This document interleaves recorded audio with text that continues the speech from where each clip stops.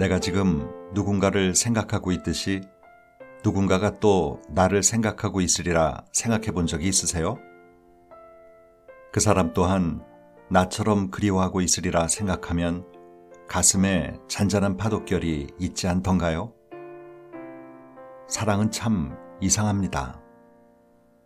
보고 있으면서도 보고 싶어지게 하거든요. 우리는 빈 마음이라는 말을 흔히 합니다만 사랑할 때의 마음은 정말 비어 있음입니다. 그리움도 보고 싶음도. 그러나 미워할 때의 마음을 돌아보세요. 가득 차서 넘치지 않던가요? 끓어오르기도 하는 것입니다. 미움은. 그 사람을 지금 생각하고 있는데 미워하는 마음으로 생각하고 있는지, 사랑하는 마음으로 생각하고 있는지 돌아보세요. 책 읽는 다락방의 제이입니다. 첫 만남, 첫사랑, 첫째 아이, 첫날 밤, 첫 출근, 첫집. 이렇게 단어만 들어도 쉽게 떠올려지는 사람과 사건들이 있죠. 이처럼 우리의 기억 속에 깊게 자리 잡은 추억들은 이 처음과 관련된 일들이 많습니다.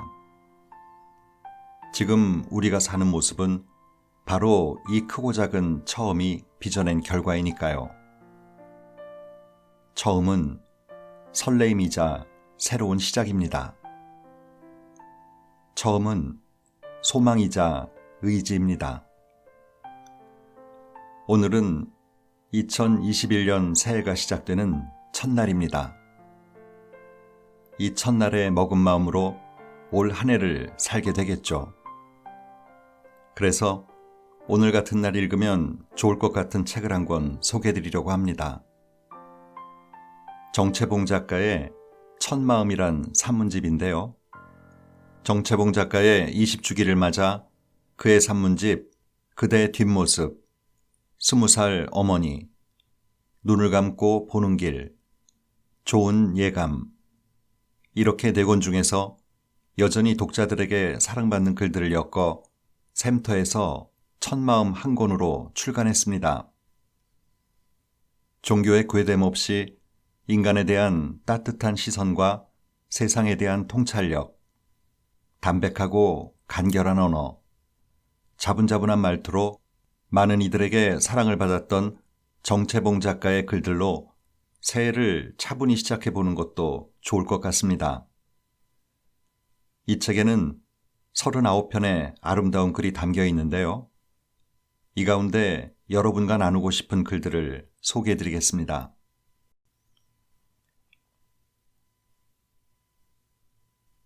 마음밭의 풍경. 보이지는 않지만 분명히 있는 것. 그 가운데 하나를 말해보라면 나는 마음을 들겠다. 마음으로 생각하고 마음으로 죄를 짓기도 하고 마음으로 울기도 하지 않는가. 우리가 고향을 그리워하고 못 잊어 하는 것도 몸이 태어나서 자란 곳이어서기도 하겠지만 마음이 처음으로 나온 곳이 다름 아닌 그곳이기 때문일 것이다. 근거가 있는가 라고 묻는다면 나는 자신 있게 그렇다고 대답하겠다. 가슴을 부풀게 하기도 하고 아프게 하기도 한 아슴한 영상이 도저히 잊으려야 잊을 수 없게 간직되어 있지 않은가 말이다.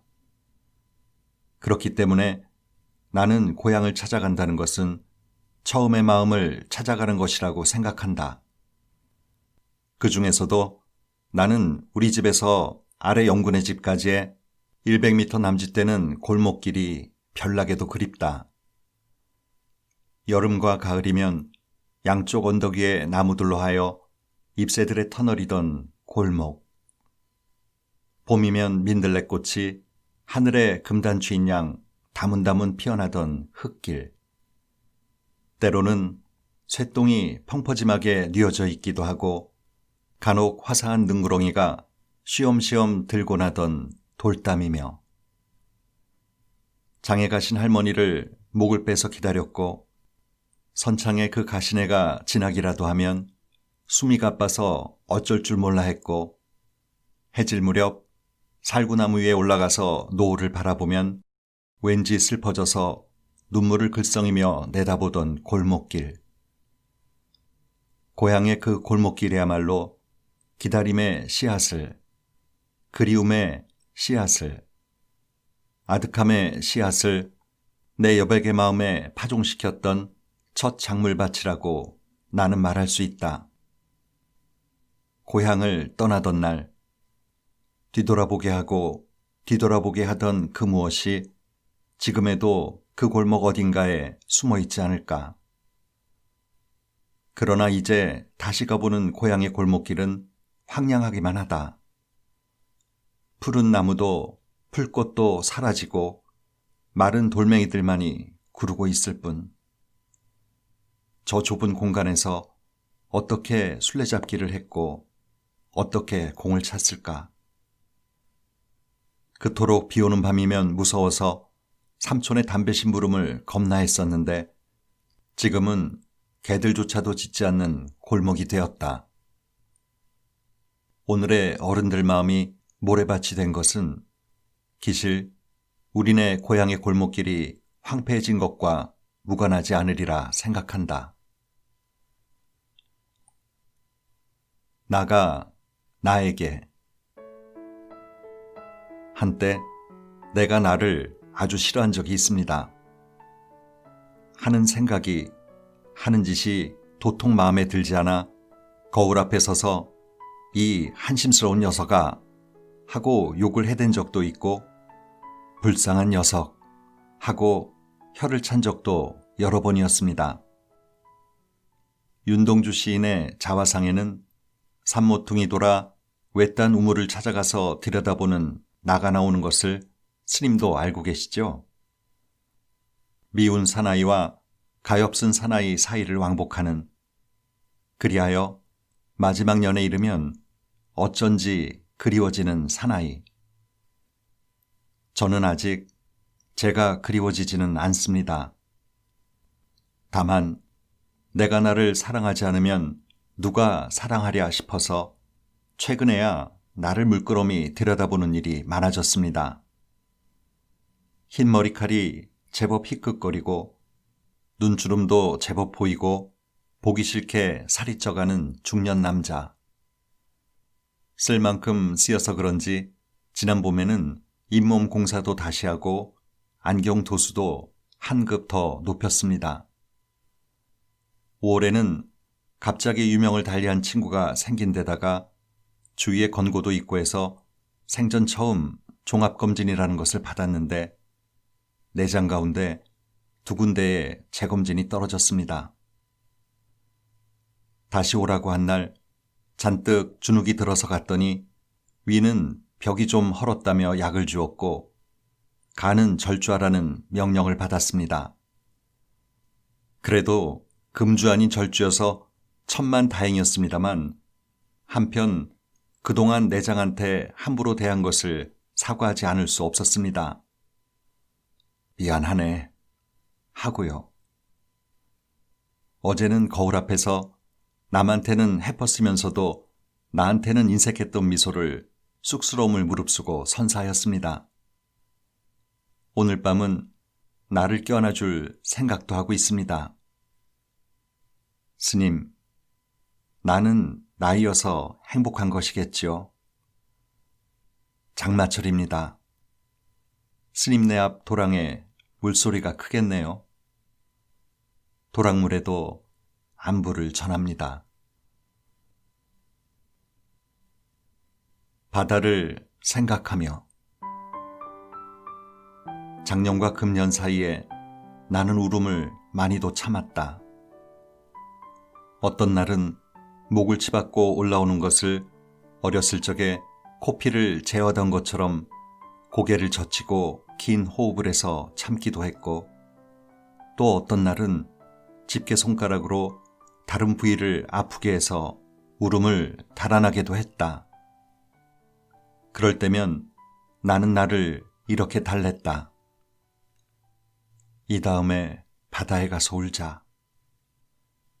정말이지 나는 바다에 가서 울고 싶었다. 푸른 바다를 보며 실컷 울어야 눈물의 원이 없어질 것 같았다. 그러나 막상 바다에 갔을 때는 눈물이 나오지 않았다. 할머니의 치맛자락을 붙든 것처럼 마음이 편해서 그냥 하염없이 바다를 바라보고만 있었다. 그것은 바다가 나한테 주는 위로 때문이었을 것이다. 너 이번엔 초췌해져서 왔구나. 세상살이가 고단하지? 그래.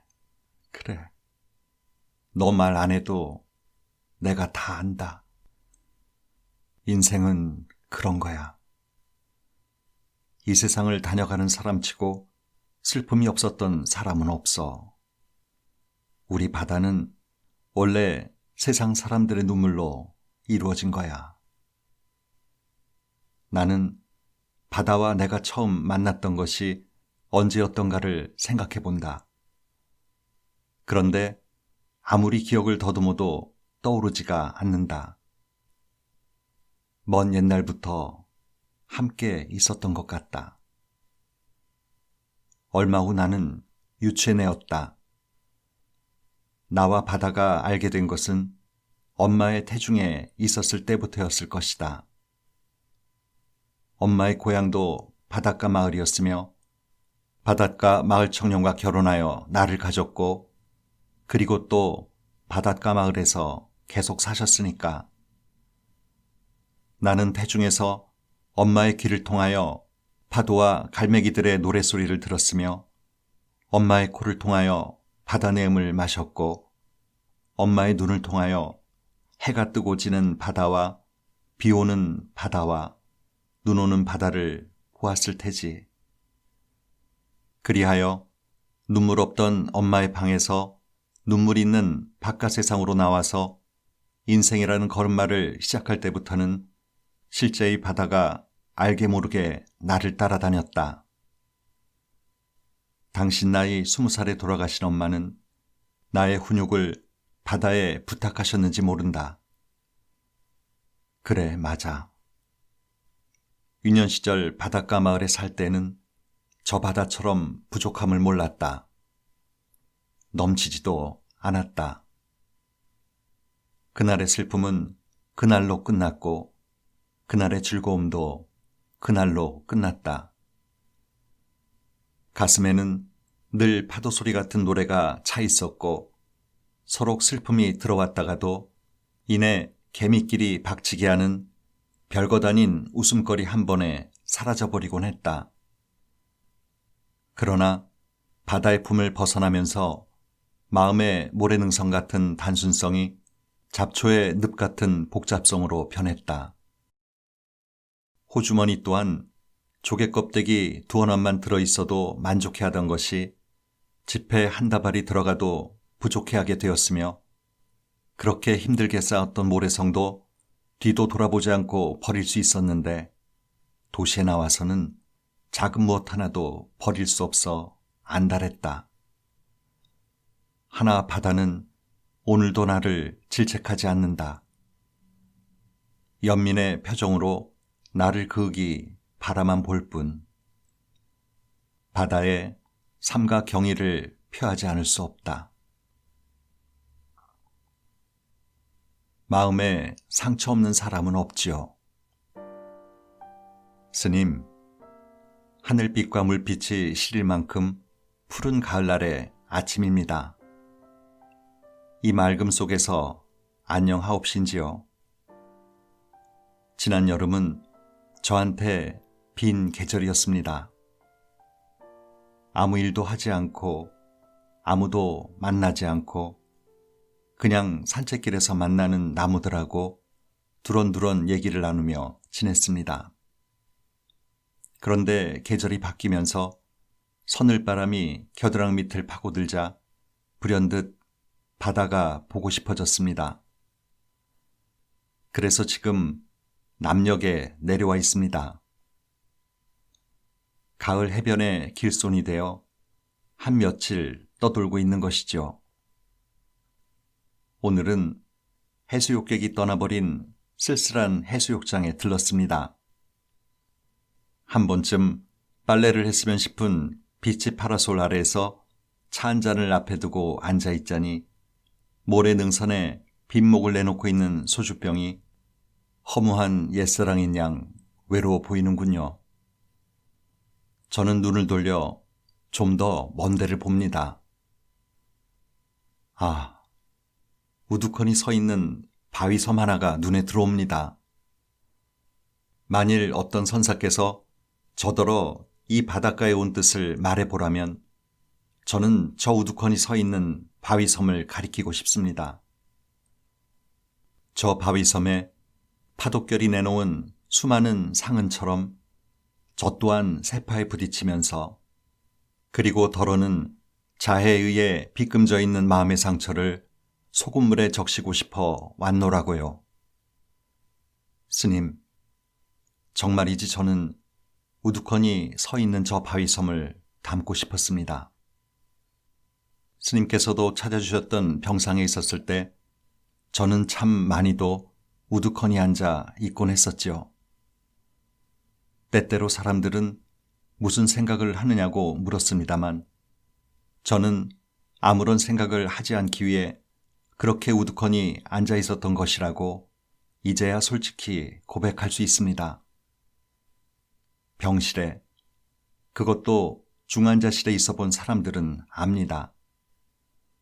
생각 자체가 얼마나 괴로운 것인지를. 생각으로 죽음을 짓고 생각으로 지옥을 이루기도 합니다. 생각에 의해 이별을 하며 눈물 짓고 생각에 의해 오해의 늪에 빠져 허우적거리기도 합니다.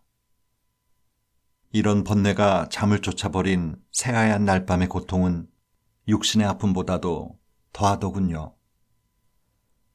그러기에 사람들은 생각에 집인 마음을 숨겼다고도 하고 마음을 빼앗겼다고도 하며 마음을 잃었다는 표현도 하는 것이겠지요. 스님, 언젠가 저는 90살이신 피선생님을 찾아뵙고 이런 속내를 펴보인 적이 있습니다. 선생님, 제 마음은 상처가 아물 날이 없습니다. 그러자 평생 그만큼 순수하게 살기도 어려울 것이라고 여겼던 선생님께서 정 선생, 내가 내 마음을 꺼내 보여줄 수가 없어서 그렇지 천사의 눈으로 내 마음을 본다면 누더기 마음일 것입니다. 라고 대답하는 것이었습니다. 스님, 저 바다 가운데 서 있는 바위섬에 파도 자국이 없을 수 없듯이 이 세상 삶을 살아가는 우리들 중에 빗금 하나 없는 사람이 있겠습니까? 바라기는 그저 우두커니 서 있는 저 바위처럼 아린 상처나 덧나지 않게 소금물에 씻으며 살 수밖에요. 오늘은 제 넋두리가 길어졌습니다. 소슬한 가을바람 탓이라고 생각하시고 미소로써 저의 무안을 씻어주시면 감사하겠습니다. 내내 청한 누리시기를 빕니다. 당신의 정거장. 우리는 정거장에서 차를 기다린다. 기다리던 사람을 맞이하기도 하고 아쉬운 사람을 떠나보내기도 한다.